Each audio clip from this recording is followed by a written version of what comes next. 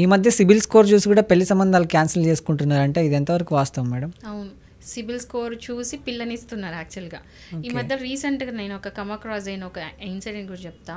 ఏంటంటే ఒక పర్సన్ ఏం చేశాడంటే వాళ్ళకి తెలిసిన ఫ్రెండ్ ఒక పెళ్లి సంబంధం కుదుర్చుకున్నారు ఒక అబ్బాయితో. చూడడానికి ఇట్లా ఫుల్ పాష్ కార్లు వచ్చిండు పెళ్లి చూపులకి. రాగానే ఫుల్ హైఫై డ్రెస్, కాస్ట్లీ బట్టలు, కాస్ట్లీ షూస్, అంతా బాగానే ఉంది. నడక తీరు అంతా బాగుంది, పర్లేదు అబ్బాయి మంచోడు. అడిగితే నాకు ఈ పెద్ద కంపెనీలో జాబ్ చేస్తున్నా, నాకు ఇంత శాలరీ, అంతా బాగుంది, ఫ్రేమ్ బాగుందనమాట బయట నుండి. తర్వాత ఏం చేసిండు, సరే ఇట్లా కాదు అని చెప్పేసి ఈ పిల్ల వాళ్ళ నాన్న ఏం చేశాడు, వాళ్ళ ఫ్రెండ్ ఉన్నాడు అనమాట, ఒక ట్యాక్స్ కన్సల్టెంట్.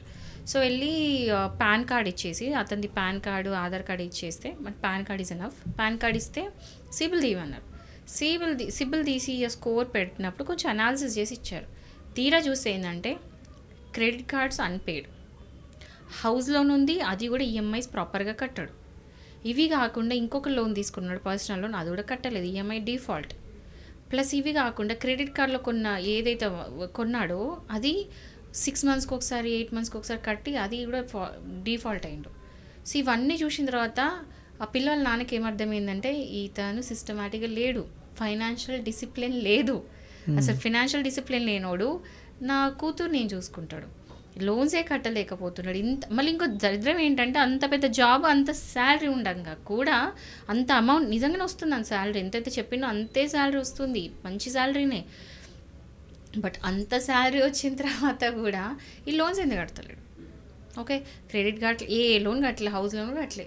సో ఫినాన్షియల్గా డిసిప్లిన్ లేడు అనే మనిషి ఇంకా కూతురు నేను చూసుకుంటాడు, ఆర్గనైజ్డ్ లేడు, ఇట్లా చేసుకుంటా పోతే రేపు పొద్దున నా కూతుర్ని ఎట్లా చూసుకుంటాడని చెప్పేసి ఇంక ఈ పెళ్ళి వద్దని చెప్పేసి క్యాన్సిల్ చేశాను.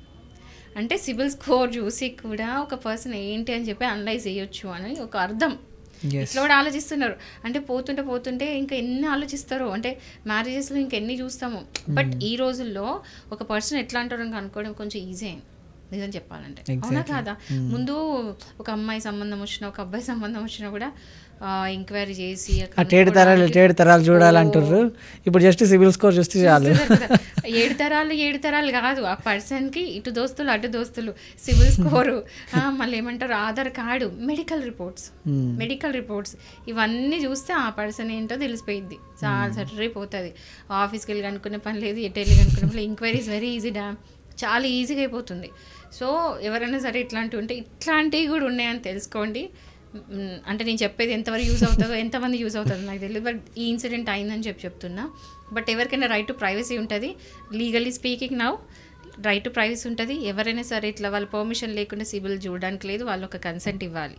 కన్సల్ట్ ఇవ్వకపోతే అది violation of right to privacy అయితే అవుతుంది. సో ఇది దృష్టిలో పెట్టుకొని వాళ్ళ కన్సెంట్ తీసుకొని, వాళ్ళ పర్మిషన్ తీసుకొని మాత్రం సిబిల్ తీసుకోండి స్కోర్ది.